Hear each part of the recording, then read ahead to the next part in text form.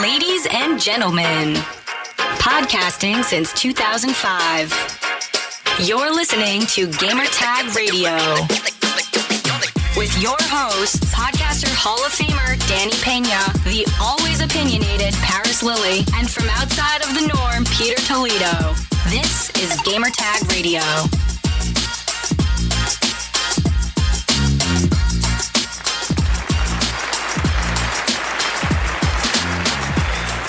All right, everybody. This is Parris. I am in my hotel room here in Cologne, Germany. This is my day one recap of Gamescom. Day two, I don't know. It's all blurry now. I've been here since Sunday.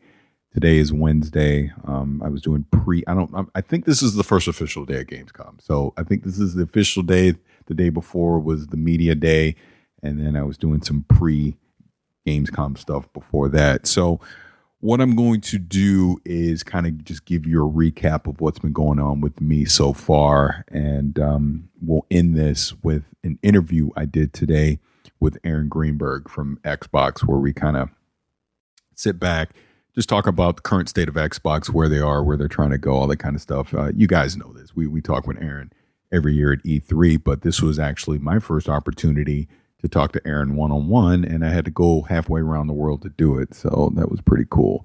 Obviously, I'll get into the CD Projekt Red stuff as well as other things that I've done here at Gamescom. So let's just go ahead and recap this. So I actually arrived on Sunday, got here, and that was an adventure of itself because the schedule they gave me, the train schedule I had, wasn't consistent with what the actual trains were as far as their gate numbers and just where I should have been going. So I had to kind of learn some German on the fly and figure it out to make sure I got on the right train at the right time once I left it. Because I flew into Frankfurt and then I took the train from Frankfurt to Cologne. So once I figured out the train properly, got here to Cologne, I don't know, around about 1 o'clock or so, checked in my hotel, and I immediately took a nap just so I could start to get adjusted to the time. Got up around about 5 p.m., walked around the city. You guys following me on social media, you've probably seen some of my pictures and just things I've been posting.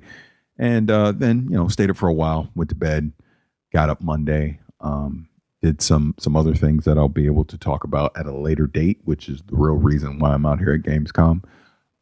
Did that on all day Monday. And then Tuesday was the media day for Gamescom. So came out here for that.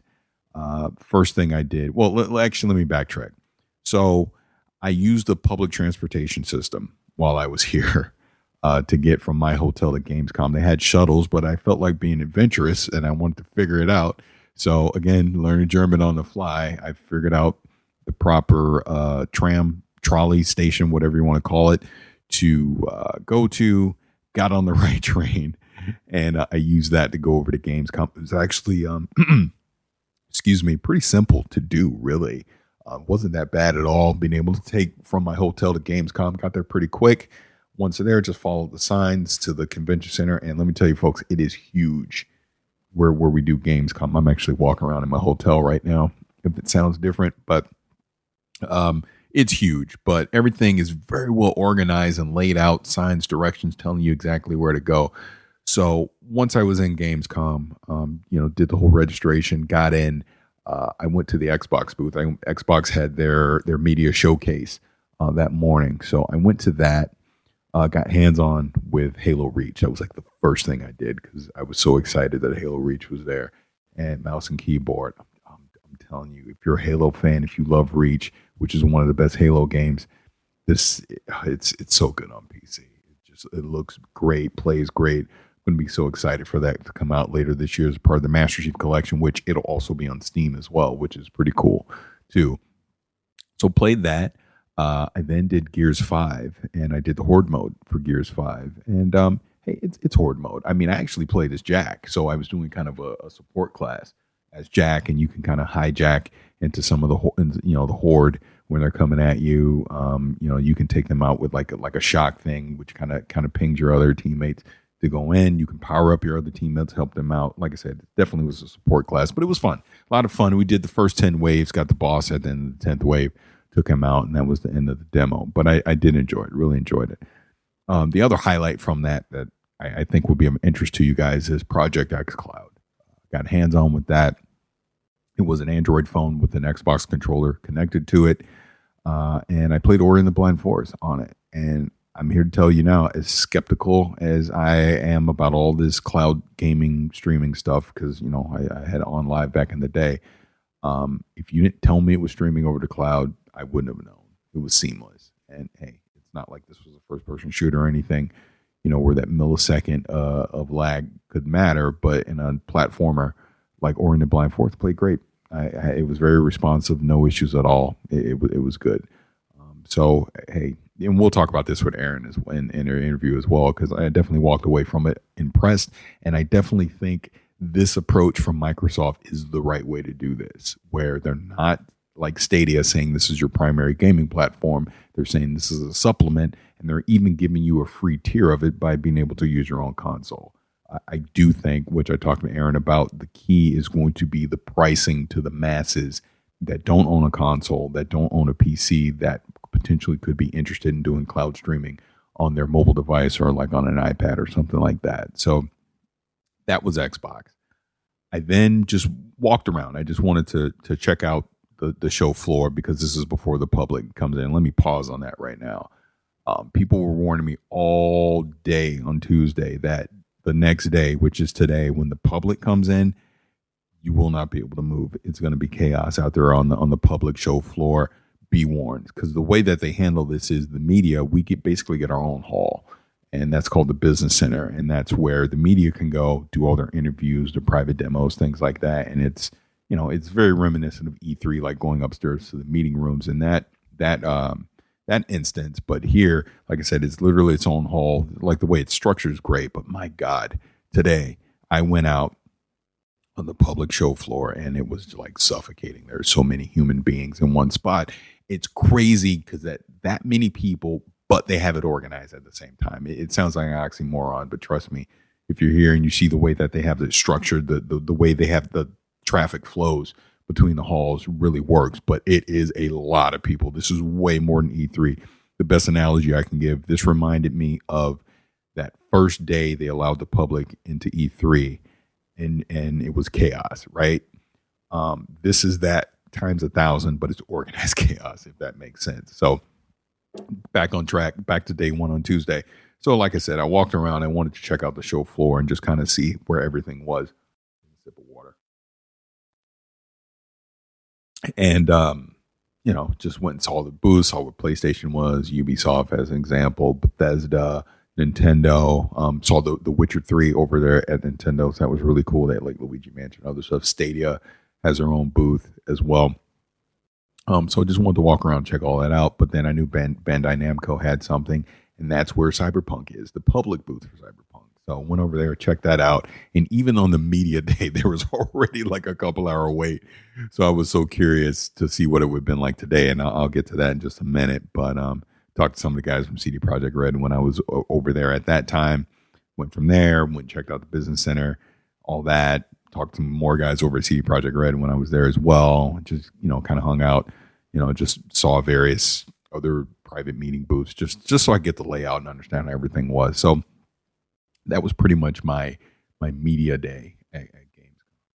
So then after that, I left Gamescom, did some personal things, kind of checked out the city, did some souvenir shopping, things like that.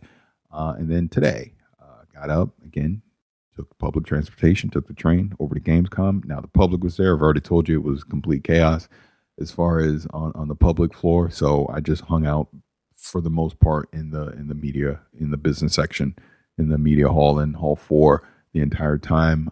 I got hands-on with the Avengers.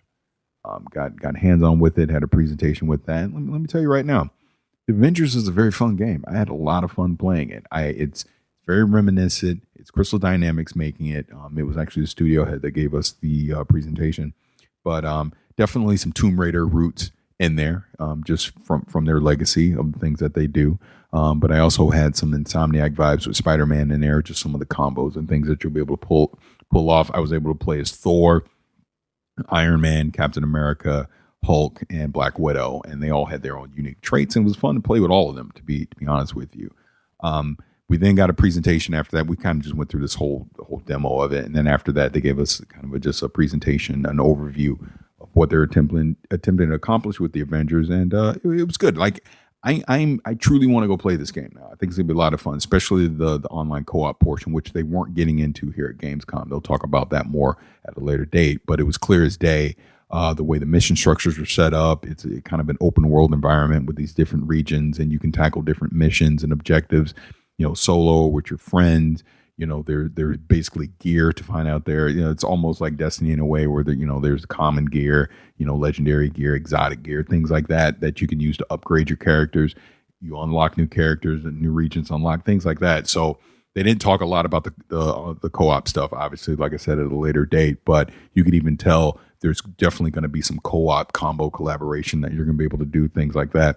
So I'm excited to see it. The only downside that I got out of this is they're going to microtransaction the hell out of this game. I can see it already. And one of the warning signs for that was the simple fact that they showed off all these cosmetic items, like different suit variations that you'll be able to get. And some of them are really cool. Like Hulk, as an example, had the Joe Fixit outfit, which would be really cool to have. So I asked the question, I go, will all these cosmetic items be obtainable just by playing the game? And this is studio head, flat out said, no, it's not going to be. And he didn't seem that happy when he said it.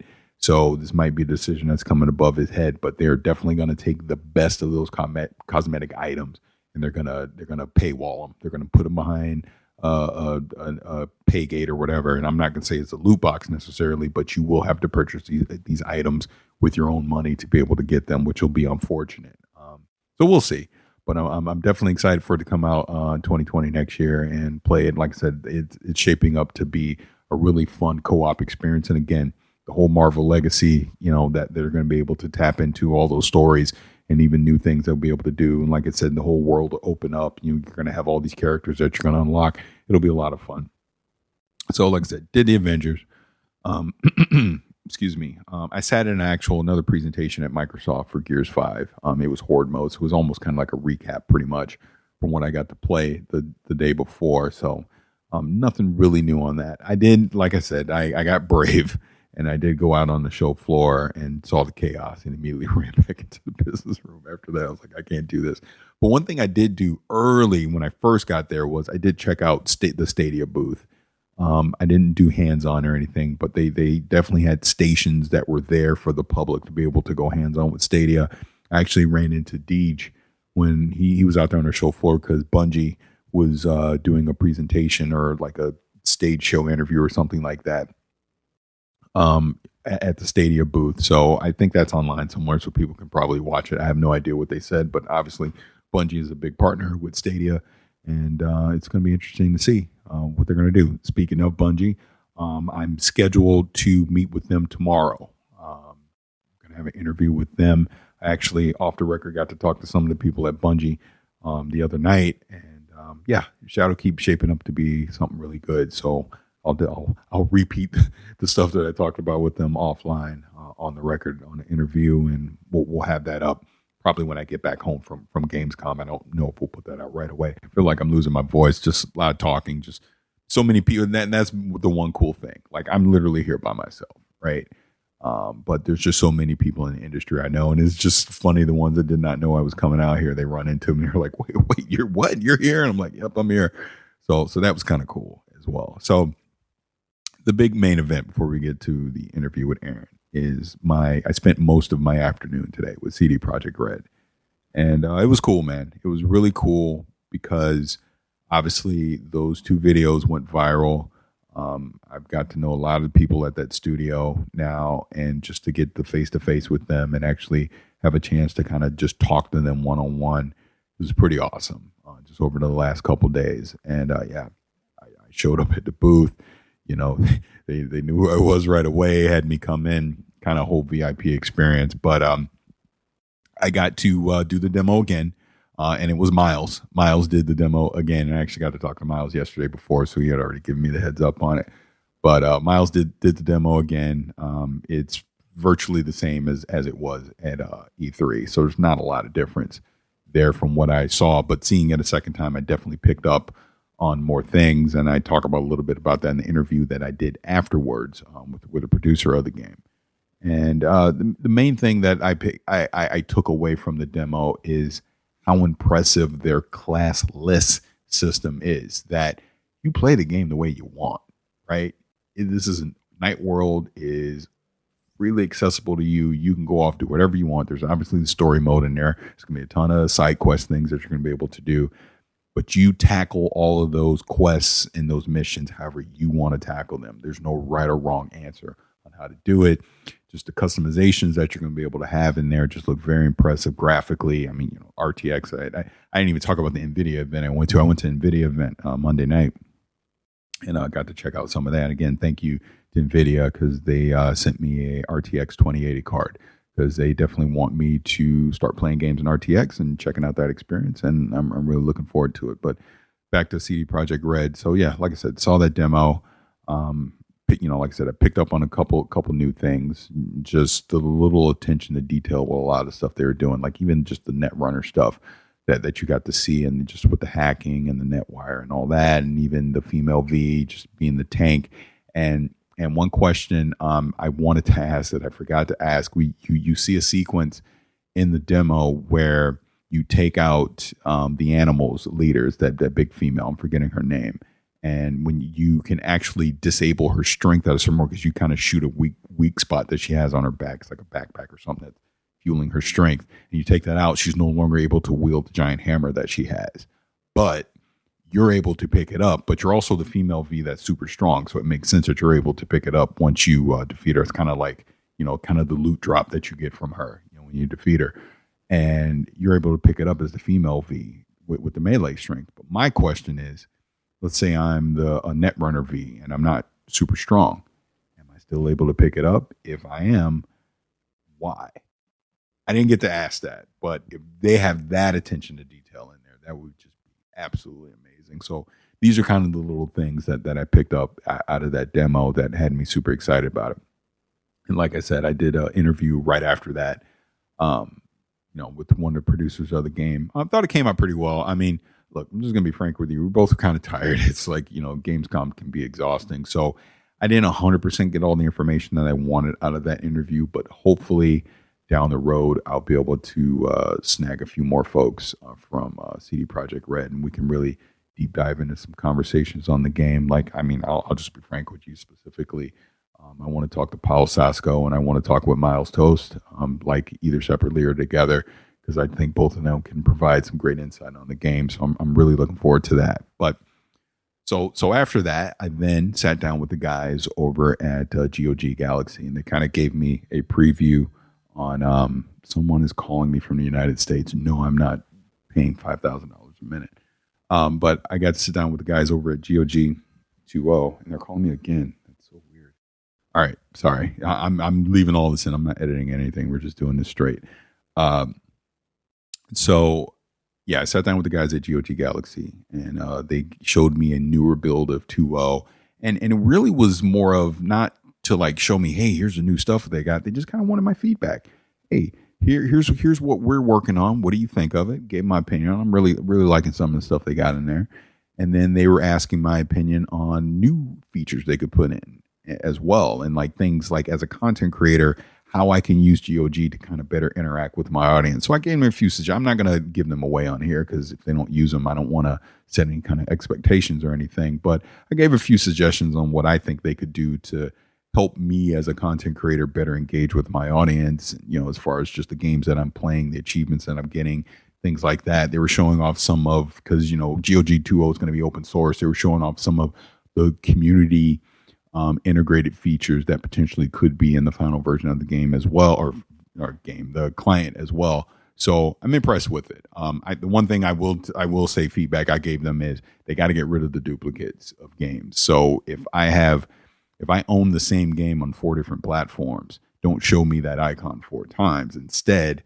make the other platforms that I own it a submenu inside the one icon. I think would be the ideal thing. And then they took that feedback and they've heard it from other people as well. But I appreciated that they wanted my opinion on GOG Galaxy 2.0 and specifically reached out to have me since they knew I was already going to be at Gamescom. So did that, and then the final thing is I got hands-on with The Witcher 3 on the Switch, the Switcher, at their booth. And it was the dock version. It was not the portable version. And look, here's the thing. Is it going to be, 4K, 60 frames, amazing? No, and I don't think anyone should realistically expect that. This is The Witcher 3 running on the Nintendo Switch.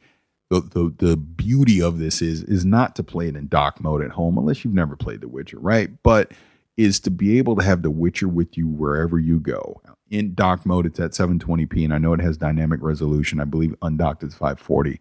But in dock mode is fine. I mean, 30 frames per second. It played well. It's The Witcher, man. It's the game I know and love. So it was good. It was fine. I wish I could have played it undocked. I didn't get that opportunity, obviously. But it's coming out October 15th. I'm really looking forward to it, and I will own it day one. Absolutely. Whether they give me a review copy or I got to go buy it, I'm getting that game, because to have The Witcher with me wherever I go is just too awesome of an opportunity to pass up, and definitely will help bide the time as we get to Cyberpunk coming out in April. So again, had some nice conversation with a few folks at CD Projekt Red. It was just hilarious that even other people that I did not know knew who I was when I was there, and was bringing that up.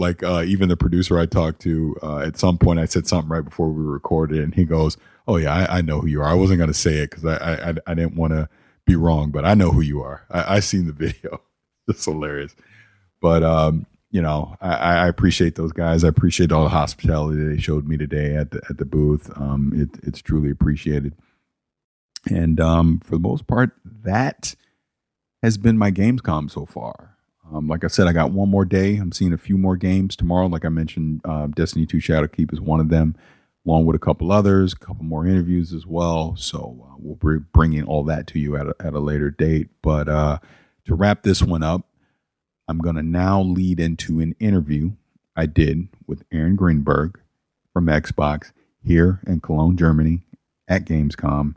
And we just kind of talked about the current state of Xbox and where they're looking to go. Appreciate Aaron's time. I always do.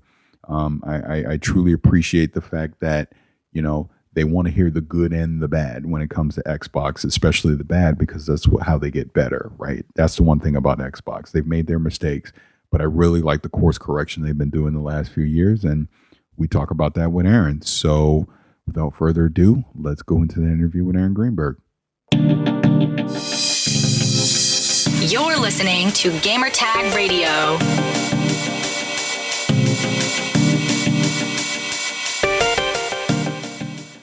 All right, so I'm in Germany for the first time. How about that? I'm at Gamescom. Paris in Germany. Yes, and you already heard him. So Aaron Greenberg, thank you so much for doing this.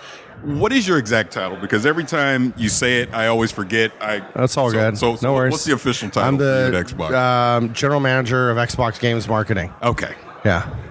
I want to take it back in time really quick to talk about now. So 2016. Okay. We were at the Xbox Spring Showcase in San Francisco. Oh, yeah, I remember that. And Phil Spencer got up in front of everyone that was there and kind of gave this vision of the future of where he wanted to take Xbox. And I think back then I was like, sounds cool. Let's see where it goes. I kind of think we're here now. Yeah, absolutely. And I remember that moment. I remember that speech. Yeah, you and I. It's the first time I had heard it. I was like, "Wow, that's pretty awesome." Yeah. You and I have known each other. Didn't you jump up and scream or something, or was that? That was okay. That was a different event. No. That was the E3 after that. That's right. That's what it was. Because that's when he announced you're doing Xbox Play Anywhere. Yes. And you even looked up, and I was like, "That's right." Yeah. For me, and I've obviously been critical of Xbox. I wanted to see the direction you guys were going. Just trying to, fair feedback. But I really like where we're at now here in 2019, and obviously looking towards 2020, where we're going to get with Scarlet. And I think one of the biggest things that you guys have done is Game Pass, and now expanded that with Game Pass Ultimate. Yeah, I'm signed up. I'm in it. I think I'm signed up to 2022 or something. Yeah, you stacked it. That's smart. Yeah, that's good. It is the future of gaming. I've done nothing but sing its praises the past year, because I look at it logically. You have an awesome lineup of games coming out. Gears 5 is about to come out as an example. Yep. If I own Game Pass, I have it. Totally. I'm ready to play it. If you're an Ultimate Game Pass, we're giving you the Ultimate Edition of Gears. Exactly. And the early access. Yeah. And you can take it to PC. Correct. And I want to get into Project xCloud in a second. So how many friends and people have you told about that? Everybody. Right? Everybody. That's the idea. Because it's a no-brainer. Right. That's the idea. If you over-deliver on value for your fans will advocate on your behalf. Yeah. And a lot of people often forget, they get caught up in the how much can we charge for something, how much should something cost, and forget that actually if you put the player at the center and you make the decisions that are player first, over-delivering on value so that your fans are like, this is such a great deal. I have to tell my friends. Yeah. I want to commit to 2022, thank you. Yeah. But that is the power of Game Pass, and that's how we approached it, and that we want people to feel like, I mean, it's choice. If you still want to buy games, we're okay with that too. But to be able to get all of our first-party games included at launch, that alone is worth the subscription. Oh, absolutely. Yeah. And I even remember when right before E3, obviously we knew Game Pass Ultimate was coming. We weren't 100% sure how was it going to be structured, what was the pricing, and again, I think you guys did such a smart thing with that $1 a month, and then hey, now whatever. If I had gold already or previous Game Pass, it basically scaled it up, correct, to be able to use it. Because I remember we were getting ready to go to the Xbox Press Conference and heard that we're all scrambling on our phones trying to, oh dude, I got to sign up. This has got to be a mistake. What are they doing? But no, it's great seeing all these YouTube videos on my feed of people showing you how to extend your gold subscription and then how to But there was a lot of different ways that we could have approached that. And again, like what we said was, listen, we want every gamer, whether they're a gold member, a Game Pass subscriber, both, combining, upgrading, trial, like every scenario, we want a gamer coming out going, this is a great deal, and I feel like Microsoft did me right. And so that was our intention, and it's just great that the reaction and the buzz and the amount of how-to videos were kind of fun to see. Yeah. And it's awesome. And so I think that word of mouth marketing is the most valuable marketing that exists. And to have fans advocating on our behalf is, just awesome. Now, this isn't a negative thing, but to kind of take it. I know this is not all going to be nice. So it's not my first time talking to Parris. I know you're ready. Yeah. So yesterday, I was down at the Xbox booth, and I got a chance to play Halo Reach on PC. Okay. Fantastic. Cool. Got to do Gears 5 Horde mode. Fantastic. Nice. It brings me to the next thing of, you guys have done a lot of studio acquisitions over the past, year, 18 months, whatever the case. Future-wise, obviously bundling this with Game Pass now, I mean, I'm sure you guys realize the importance of, it's great to have exclusives, it's great to have Game Pass, but being able to diversify the library that you're having. Can you talk about it a little bit, the vision that you guys are trying to reach as we go to Scarlet? Yeah, I mean, as we looked at our strategic long-term vision of what we wanted to do, we realized that while we had a lot of really great top-tier first-party studios, we needed to expand. We needed to diversify. Yeah. And so that's why the teams that you've seen us add, we've added 8 new studios in the last year and a half. So it's been, at an incredible pace. And those folks bring a different type of games that they make. Some of them are more, In Exile, Obsidian, teams that have really deep, PC roots. Ninja Theory, the creativity and they bring to things like Hellblade, Compulsion, Undead, just a very diverse set of folks. And so as we think about all that and Double Fine even more recently, that adds a lot of different types of content and will enable us to bring a lot more first-party games. So that's incredibly exciting. And I think about, for us, we're really thinking about those across our platforms primarily. So, Xbox console, PC, and then with all that, always making sure if you're player first, how do we support cross-play? How do we let developers do cross-progression so that if someone is playing games on a PC, great. If they're playing games on PC and console and want to pick up where they left off, great. They want to stay connected with their friends, great. So that's been our intention and how we're doing this. And I can tell you that those teams that we've gotten to know them are working on a lot of really exciting projects. And I think people are going to be impressed with just how many first-party games we're going to have coming out on the road to Scarlet and beyond. That's awesome. So you bring up crossplay, so that kind of brings me to this. Nintendo Switch. You've had a nice partnership going here with Nintendo, over the past few months, and we've seen Cuphead come to the Switch. Ori is now coming to the Switch. but I saw a headline that said you're not expected to bring anything else to the Switch anytime soon. Care to elaborate on that at all? Yeah, I mean, I think what people ask a lot is with these acquisitions, as we've added new studios, some of them already had existing arrangements where they're making games multi-platform. Our intention is that those studios will then now go focus on making games for our platform. So focusing on Xbox, focusing on PC. We don't plan to have any of our exclusive first-party content coming to other consoles. The Ori situation is a little unique in the sense that Moon is an external independent studio. They're a team that had approached us about potentially bringing the first Ori to Switch. And in this case, we felt like it made sense. And so we worked with them to enable that. And listen, Nintendo's been a great partner. We do have, outside of our exclusive first-party franchises, we do have something like Minecraft. That franchise, when we acquired it, existed as a multi-platform franchise across multiple devices, and we obviously want to continue to do that and support that. And Nintendo's been great partners with us with Minecraft. So there's ways that we will work together, but also, a lot of our fans that are investing in an Xbox or going to invest in Project Scarlet, we want them to know that our first-party exclusive studios are going to be focusing on making games for those platforms, and they're going to be optimizing for that. They're going to be building great showcases for that, and whether they want to play those games on an Xbox or a PC or both, we're going to focus on delivering for those fans there. So that brings me to my next question. I started off with Game Pass because it's been clear to me, going back to that vision of what Phil Spencer was talking about in 2016, of course, you're still making consoles, but Xbox is more of a service now than just being one particular platform. It's about giving me, the player, the gamer, choice. Play where I want. As long as I'm playing Xbox games, you guys are happy, right? So sticking on the Switch for just a second, then I want to transition into Project xCloud. There's been talk of, hey, this partnership with Nintendo, could it potentially lead to seeing Game Pass come to Switch, or Project xCloud come to Switch, more, exclusive Microsoft games coming to the platform. So have there even been those type of discussions internally of potentially doing more with Nintendo to bring more things to that platform?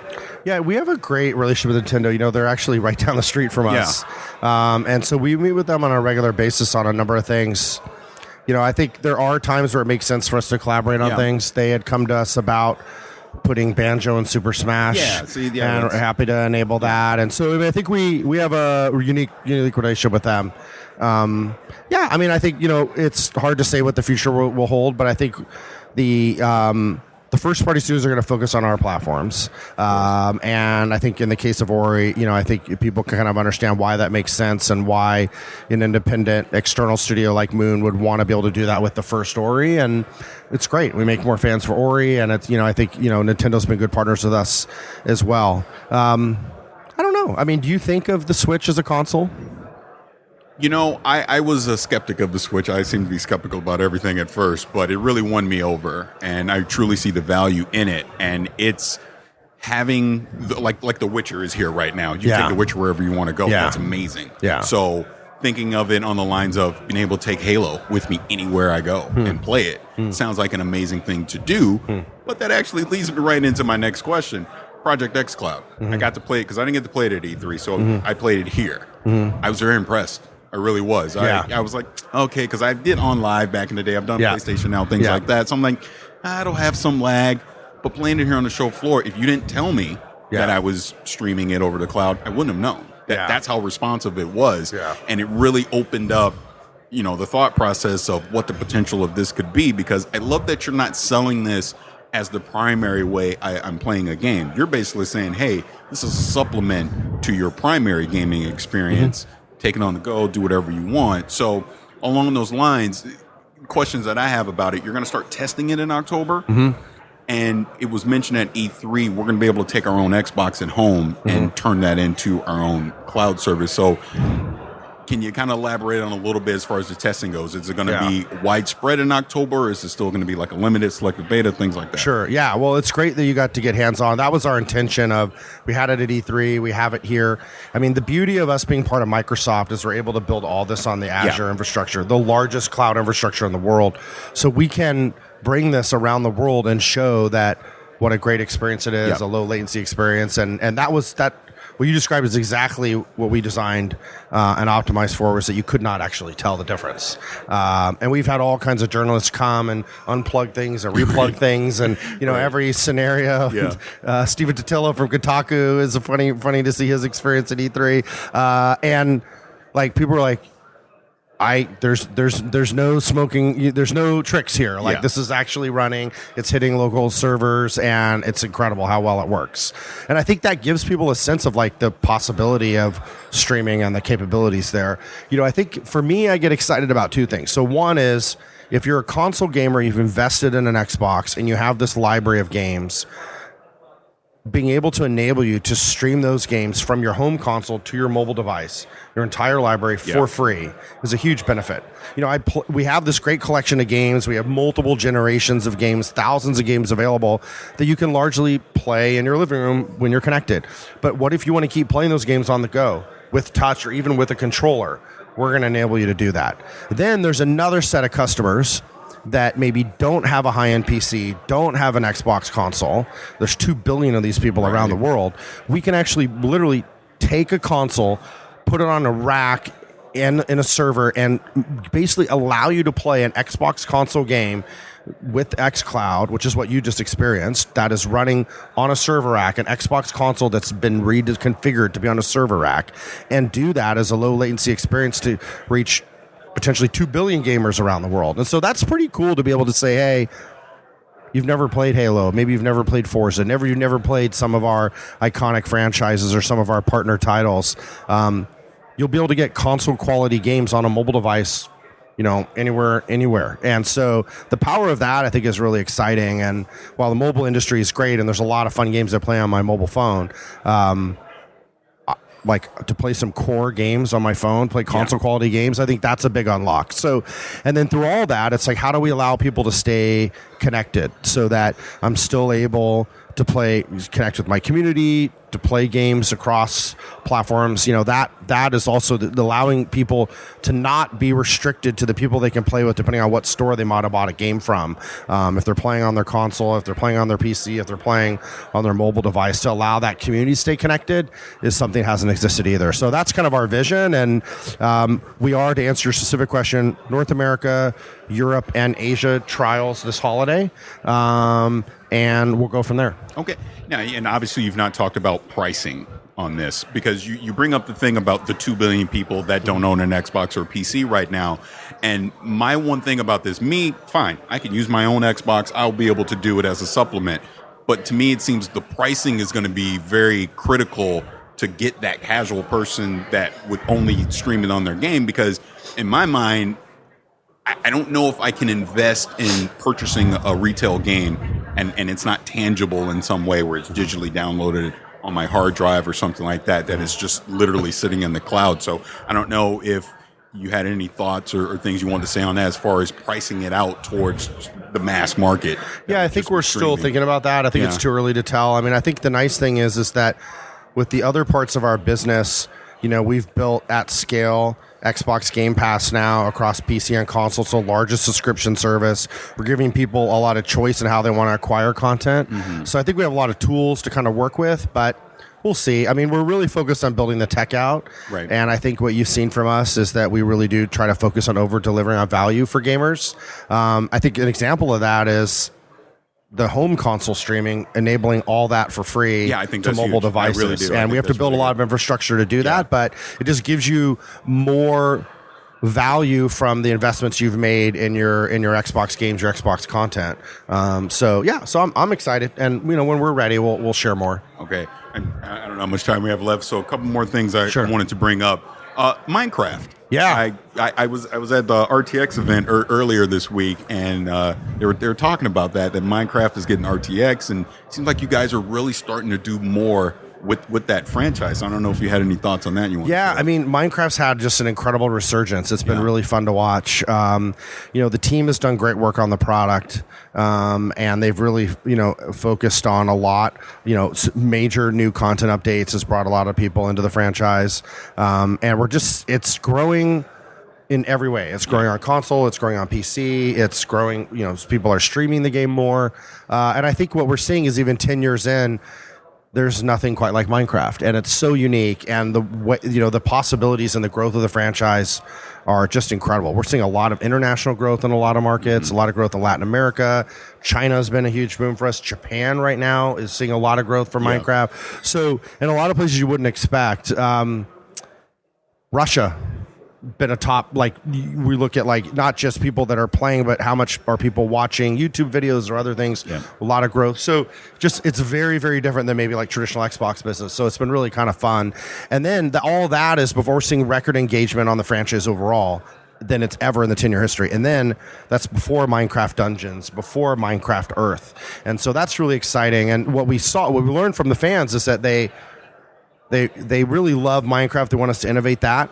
We said, well, what do you actually want even more than that? What's the other thing do you want? And they said, I actually want new games built in the Minecraft universe. Yeah. And so that is what drove the team to go build Minecraft Dungeons, which is a really fun co-op dungeon crawler. Highly recommend to play it. We have it here, first time playable. And then Minecraft Earth, free to play, AR location-based experience that, designed for mobile. And I mean, the scale of that thing is just kind of mind-blowing to think what that can be. So, yeah, it's a lot of innovation coming out of the Minecraft team right now. That's awesome. And I guess last thing is Steam. Halo Reach is coming to Steam. Gears 5 is coming to Steam, which I think is huge, by the way. But it brings up the question of, can we expect more of that collaboration on the PC side of the house in the future with your titles? Yeah, we've had a really good partnership and engagement with Valve, and they have just worked really well with us, and so we're excited to work with them, and then bring a lot of these games to Steam and help a lot of people that. Think about so many of the big PC markets like Eastern Europe, China, here in Germany and other places where, it's more PC first markets. And Steam is a leading store there. So we're happy to work with them. It was great to see the reaction to Reach and the Master Chief Collection. Gears 5, we also have Age of Empires 1 and 2 Definitive Edition. So it's going to be but through all that, being able to keep the community connected, and not creating different communities for our franchises depending on which store they went to. That was the big reason for us. So I'll say we'll see how it goes, but so far we're feeling really good about it, and it's great to see the fans reacting well, and Valve's been awesome partners. So it's good if people like it and want to see more. Please provide us the feedback. Oh, I'm sure people are definitely going to want to see more of that. So just to wrap this up, because I just realized I think this is the first time you and I have actually just talked one-on-one. That's true. I think there's always been a group of us. Always Godfrey getting in the way. Exactly. You interrupted me. But thank you for doing this. Of course. I really appreciate it. I mean, we had to come all the way to Germany to do it, but this was awesome. And I just want to thank you personally, because you've always been very fair with myself and obviously with Danny and Pete over the years. Yeah. Hey, there's things we've loved, there's things we've not loved, but you want that feedback, and I've always appreciated that you wanted that honest feedback when it comes to Xbox. And I say it all the time, I'm not sitting here right now if it wasn't for Xbox from way back in the day, being very outreach into the community and helping uplift people like myself to get in these positions, be able to talk to people like you. So just from me to you directly, I just want to say thank you for that. I appreciate that. That's very kind. I feel really privileged to have a career doing what I love, and Xbox has allowed me to do that. And I listen to your show. I've been fans of you guys, and I've never judged. When you guys are really small, you guys are a pretty big deal now. So no, I'm always happy to make time. I think I've never turned down a Gamer Tag Radio at any event ever, and don't plan to ever do that. So I love what you guys do. You guys are real. You're honest. We're not going to always get things right. We know that. We're going to make mistakes, and we're open to the feedback, and we want to learn from those mistakes. And having an outlet like you guys where you play our games, you listen to the core community, you have the real sense of what's working and what's not working. For me as a marketer, that's incredibly insightful. Yeah. And so I really always appreciate the honest feedback, and always happy to make time for you guys. All right. Again, Aaron, thank you so much for doing this. Really appreciate it. Thank you, sir. This is Gamertag Radio. Voicemail at 786-2737-GTR. All right. Again, I want to thank Aaron. He's always very candid. Always great talking to him. I really appreciate the honesty that he has when we talk about things with Xbox and things that they feel they're doing right, things that they're doing wrong, things they could get better at, etc. So always a good time talking to him. So let's just go ahead and wrap that up. I've been rambling long enough here. So again, thank you guys for checking out the podcast. It has so far been an amazing experience being here in Germany at Gamescom. I'm so thankful for the opportunity to be here. I wish Danny and Pete could be here with me as well. Excuse me, but just meeting so many new people at the same time. Also, actually, one last thing. Shout out to Destin Legary over at IGN. I'm literally just sitting on the floor at one point today on my phone doing something, and he just walked up to me and said hello, and we chatted for a little bit. And that dude's always been mad cool, and I've always appreciated our interactions over the years. And just appreciate him taking the time. I just think he's just a really cool dude, and I appreciate him going out of his way to come over to me and say hello, along with all the other people that I've met so far at Gamescom. Just saying hello, hey, it's so great to finally meet you, kind of thing. But it's not over yet. Still got another day here at Gamescom, so hopefully I'll have some more interactions like that on my last day at Gamescom as well. But until then, this has been Parris. This has been my Gamescom recap. I might have one more after my final day, but this is Gamescom so far. Thank you guys for tuning in. Really appreciate it, and we will see you soon.